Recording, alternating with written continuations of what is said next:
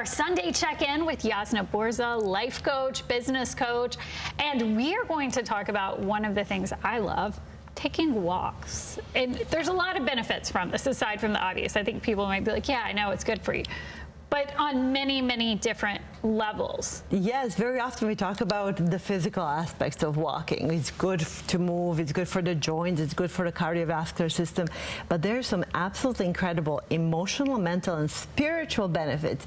Then when taken with intention, walking can become an incredibly cathartic process. Mm-hmm. And you say, like, letting go of worry. That's a big part of it. Number one, it is remarkable. Well, this is not just hypothetical. There are actual studies that have been done in terms of walking. So we know the walking reduces stress. It can relieve symptoms of anxiety and depression, and it can improve our cognitive function.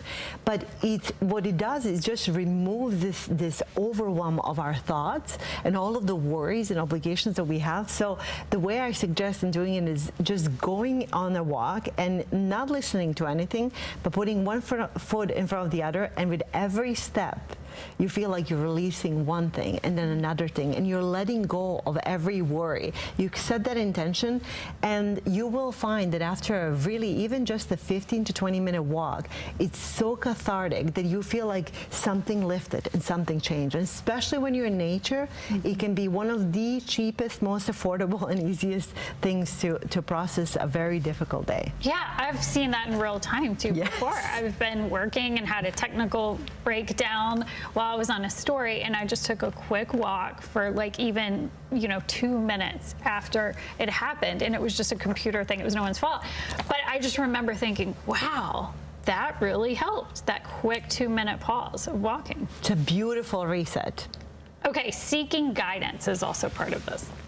So when we walk, and very often if we're not listening to something, right, it's a beautiful time to reflect. And I know that right now there's an epidemic of always listening to something, consuming information, but I really urge all of us to, at least on one of those walks, not do that, because it's a great time to reflect on life and really contemplate.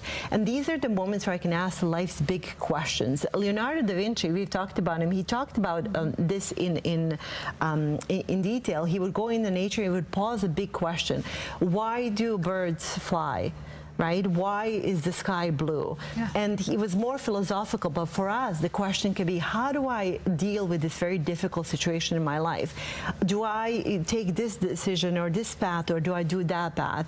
And I have a favorite prayer that I say that I think originated with a spiritual teacher that says, where would you have me go? What would you have me do? Show me the path that I know that is certain. And it's just this community, like asking for guidance, and from personal experience, I just feel like it always arrives. Absolutely. That's a good prayer there. Okay, you say tips for incorporating walking into your routine. Start slow and gradually. Yes. Because some people, it's not in their routine at all.